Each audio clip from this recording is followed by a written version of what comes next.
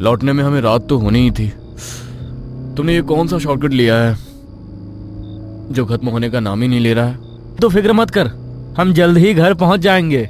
ठंडी हवा के झोंकों के साथ कुछ अजीब से कीड़े कार के विंडशील्ड से लगातार टकरा रहे थे। कार के अंदर बैठे दोनों लड़कों की हंसी माहौल में एक अलग ही हलचल पैदा कर रही थी।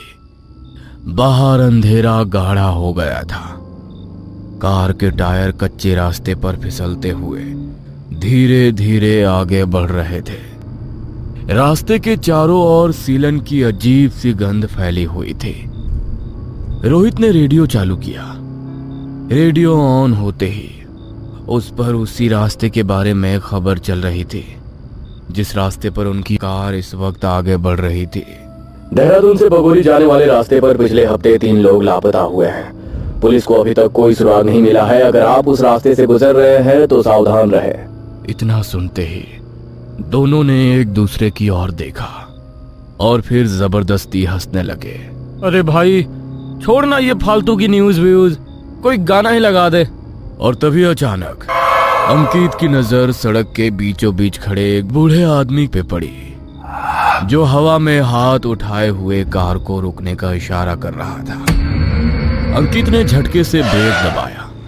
टायर मिट्टी पर फिसलते हुए ठीक उसके सामने रुक गए। अगर ब्रेक लगाने में जरा सी भी देर होती तो शायद अभी वो बूढ़ा आदमी ऊपर पहुंच चुका होता। अरे कौन है आप बाबा? क्या कर रहे हो इतनी सुनसान जगह पर, वो भी इस टाइम पर? अभी आप गाड़ी के नीचे आ जाते। उस बूढ़े आदमी की आंखें कुछ अजीब थी, जैसे किसी के इंतजार में बरसों से सोई ना हो। बेटा, मेरी औरत बहुत बीमार है। मैं यहाँ पर कब से तुम्हारा ही इंतजार कर रहा था। वो अचानक लड़खड़ा गया, फिर बात संभालते हुए बोला, अब मेरा मतलब कोई तो मदद करेगा इस इंतजार में। बस यहीं किनारे पर ही मेरा घर है। अगर थोड़ी सी मदद कर दोगे तो भगवान तुम्हारा भला करेगा। बहुत दर्द में है बेचारी। रोहित ने बिना सोचे कार का दरवाजा खोला। चल भाई, हमें उनकी मदद करनी चाहिए। अरे आखिर इंसानियत नाम की भी कोई चीज होती है। बेचारा तकलीफ में है। अंकित ने उसे रोकने की कोशिश की। अरे यार तू पागल है क्या? तू ही सोच, इतनी सुनसान जगह पे भला कौन रहता होगा? अंकित की बातों को अनदेखा करते हुए रोहित कार से नीचे उतर गया और वो उस बूढ़े आदमी के साथ जंगल की तरफ जाने लगा। लेकिन अंकित की आंखें अब किसी आने वाली अनहोनी की तस्वीर देख रही थी। कुछ दूर जाते ही टॉर्च की हल्की रोशनी में दोनों गायब से हो गए। सन्नाटे के बीच अंकित अब पूरी तरह अकेला कार में बैठे हुए रोहित के लौटने का इंतजार करने लगा। वो बार बार अपनी घड़ी में देख रहा था। रोहित को गए आधा घंटा बीत चुका था। अंकित की बेचैनी अब बढ़ती जा रही थी। घड़ी की टिक टिक की आवाज कानों में कांटों की तरह चुभने लगी थी। कहाँ रह गया ये साला? मैंने साफ कहा था मत जा, पर ये किसी की बात कब सुनता है। कहीं रास्ता तो भटक नहीं गया। हे भगवान। उसने कार की हेडलाइट ऑन की और वो भी कार से बाहर निकला। सड़क पे फैला अंधेरा और सन्नाटा उसे भी डरा रहा था और जंगल से आती लोमड़ियों के रोने की आवाजें मानो जैसे चीख चीख कर कह रही हो कि कुछ तो बहुत बुरा होने वाला है। अंकित धीमे कदमों से उसी कच्चे रास्ते की ओर आगे बढ़ने लगा। हर कदम के साथ जूते के नीचे से कीचड़ की चिक चिक की आवाज आ रही थी। एकदम से टॉर्च की रोशनी में सर सर करते हुए एक लंबा सांप उसका रास्ता काट गया, जैसे उसे आगे बढ़ने से रोक रहा हो। उसका दिल एक पल के लिए रुक सा गया। हिम्मत करके वो आगे बढ़ा। थोड़ी दूर जाने पर उसे कुछ अजीब सी आवाजें सुनाई देने लगी, जैसे कोई खूंखार भेड़िया कुछ चबा रहा हो। अंकित ठिठक गया। उसका दिल तेजी से धड़कने लगा। उसने धीरे धीरे टॉर्च उस आवाज की दिशा में घुमाई। सामने का नजारा देख उसकी आंखें चौड़ी हो गईं और गला सूखने लगा। उसका पूरा शरीर ठंडा पड़ गया। उसने देखा रोहित जमीन पर पड़ा है और वो बूढ़ा आदमी रोहित के ऊपर बैठकर उसके मांस को नोच नोच के खा रहा है। उसका चेहरा इंसान का बिल्कुल भी नहीं था। लंबे नुकीले दांत, काली आंखों में लाल रोशनी और मुंह से टपकता गाढ़ा लाल लार। बूढ़ा धीरे धीरे सिर उठाता है और हंसता है। उसकी भयानक हंसी पूरे जंगल में गूंज जाती है। अंकित धीरे धीरे पीछे हटने लगा। तभी उसके पैरों के नीचे सूखी लकड़ी टूटने की आवाज आती है। आवाज उस बूढ़े के कान में पड़ते ही उसने अंकित की तरफ देखा। बेटा, अब तेरी बारी, मेरी मदद करेगा ना? अंकित थर थर कांप रहा था। उसके हाथों से टॉर्च नीचे गिर गई और वो उल्टे कदमों से भागने लगा। पेड़ों की टहनियां उसके चेहरे को काट रही थी, फिर भी वो भागे जा रहा था और वो बूढ़ा आदमी भी उसका पीछा कर रहा था। भागते भागते वो कार तक पहुंचा। इंजन स्टार्ट किया, लेकिन गाड़ी अचानक झटके से बंद हो गई। हवा में फिर वही गंध, सड़े मांस की। अंकित ने इधर उधर देखा। उसे लगा वो बूढ़ा आदमी चला गया, लेकिन तभी उसकी नजर सामने गई। वो बूढ़ा कार के ठीक सामने खड़ा था और उसे लगातार घूरे जा रहा था। तभी वो बूढ़ा आदमी धीरे धीरे अंकित की तरफ बढ़ने लगा। डर के मारे अंकित ने अपनी आंखें बंद की और चाबी को एक बार फिर से घुमाया। तभी इंजन एकदम स्टार्ट हो गया। रात के अंधेरे में अंकित उसी कच्चे रास्ते से गाड़ी को पूरी स्पीड से भगा रहा था। कुछ ही देर में वो रूम पर पहुंच गया और कमरे में जाकर उसने अपने आप को बंद कर लिया। उसकी सांसें तेज चल रही थी और उसके आंखों के सामने वही भयानक चेहरा बार बार नजर आ रहा था। सुबह हुई, मगर कमरे के कोनों में अब भी अंधेरा पसरा था। अब 3 दिन बीत चुके थे उस रात को, जब अंकित की चीख सड़क के सन्नाटे में गुम हो गई थी। अब वो अपने छोटे से फ्लैट में था, शहर की भीड़ में, मगर अंदर से पूरी तरह अकेला।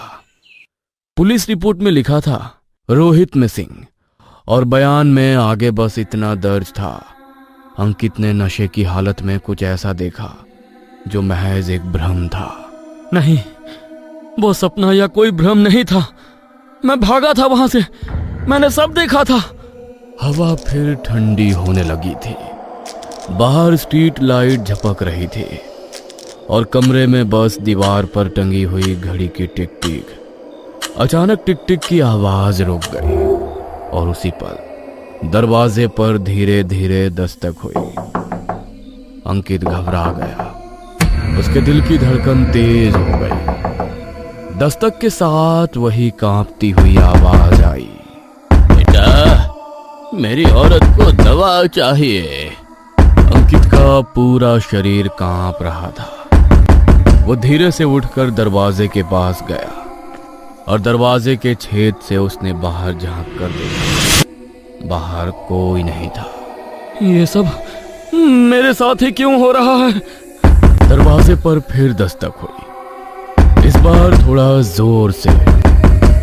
अंकित ने हिम्मत की और इस बार दरवाजा खोल दिया, लेकिन सामने कुछ नहीं था। बस जमीन पर पुराना जला हुआ अंगोछा पड़ा था। वो उसी बूढ़े का था। अंकित ने डरते हुए वो अंगोछा उठाया और उसी पल उसके कानों में किसी औरत की धीमी कराह गूंजी। उसने मुझे मार दिया था। अंकित का चेहरा पीला पड़ गया। उसने मोबाइल में सर्च किया देहरादून जंगली नरभक्षी केस 1948 और स्क्रीन पर जो आया उसे देख उसके रोंगटे खड़े हो गए। एक जोड़ा रमेश और ललिता, और गुजरने वालों से मदद मांगकर उन्हें अपने घर बुलाते थे और फिर उन्हें खा जाते थे। लेकिन एक रोज वो इस काम को अंजाम देते हुए पकड़े गए और लोगों की भीड़ ने उन दोनों को जिंदा जला दिया। तब से वो इलाका शैतान की पगडंडी कहलाता है। अंकित की उंगलियां कांपने लगी। तो वो वही था। अचानक कमरे की लाइट झपकी। उसे अपने पीछे से टप टप की आवाज आने लगी। अंकित ने एकदम से पीछे मुड़कर देखा तो छत से फर्श पर खून की बूंदें गिर रही थी और कमरे के कोने में एक परछाई खड़ी थी। वो आदमी झुका हुआ मगर अब बूढ़ा नहीं लग रहा था, जैसे वो धीरे धीरे अंकित के ही रूप में ढल रहा हो। अंकित कांपते हुए आईने के पास गया और जब उसने आईने में खुद को देखा तो वहां उसका चेहरा नहीं था। वहां वही बूढ़ा मुस्कुरा रहा था, धीरे धीरे होठ हिलाते हुए। तू भी मदद करेगा ना बेटा? तभी आईना टूट गया और आईने के टूटते ही पूरे कमरे में सन्नाटा छा गया। फर्श पर हर तरफ आईने के टुकड़े बिखरे हुए थे, हर टुकड़े में वही भयानक मुस्कान। उस रात के बाद अंकित की पूरी जिंदगी ही बदल गई। आंखों से नींद जैसे गायब हो गई थी, चेहरे पर अजीब सी डर की परतें चढ़ गई थी। उसका शरीर पूरी तरह बदल गया था, चमड़ी हड्डियों से चिपक गई थी, जैसे उसके पूरे शरीर से किसी ने सारा खून निचोड़ लिया हो। लोगों का कहना था कि वो पागल हो गया है, लेकिन हकीकत शायद अंकित ही जानता था कि अब उसके अंदर कोई और ही बस गया है। देखते ही देखते 3 हफ्ते गुजर गए और 3 हफ्ते बाद शहर के उसी मोहल्ले में से एक और गुमशुदगी की खबर आई। पुलिस का कहना था, देखिए, लड़का रात को घर से निकला था मगर अभी तक घर वापस नहीं आया। हम उसे ढूंढने की पूरी कोशिश कर रहे हैं। सीसीटीवी फुटेज में उन्होंने कुछ अजीब देखा जो दिल दहला देने वाला था। अंधेरी सड़क पर वो लड़का चल रहा है और उसके पीछे पीछे एक साया चल रहा था। उसके बाद की सीसीटीवी फुटेज गायब थी। अगले कुछ दिनों में शहर से लोग गायब होने लगे थे और हर बार सीसीटीवी में एक ही फ्रेम दिखता, कोई शख्स अकेला सड़क पर चलता हुआ और उसके पीछे कोने में 2 परछाइयां, एक बूढ़े जैसी तो दूसरी जवान। लेकिन कभी दोनों के चेहरे साफ नहीं दिखते, बस आंखें लाल चमकती। अंकित अब दिन में भी अंधेरे से बात करने लगा था, दीवारों से, आईने से, अपने साये से। वो अक्सर कहता, मैंने किसी को नहीं मारा, उसने करवाया। उसने कहा था कि अगर मैं ना करूं तो वो मुझे खा जाएगा। एक रात पुलिस उसकी बिल्डिंग में पहुंची। किसी ने शिकायत की थी, ऊपर वाले फ्लैट से खून की गंध आ रही है। लेकिन जब दरवाजा तोड़ा गया तो अंदर कुछ नहीं था। दीवार पर बस खून से एक वाक्य लिखा था, अब वो भोग तुम्हारी है। कुछ महीने बाद देहरादून हाईवे पर फिर से एक कार रुकती है। रात का वही समय, सड़क पर कोहरा और हवा में सीलन। 2 नौजवान गाड़ी में बातें करते हुए हंस रहे होते हैं और अचानक हेडलाइट की रोशनी में कोई हाथ उठाता है।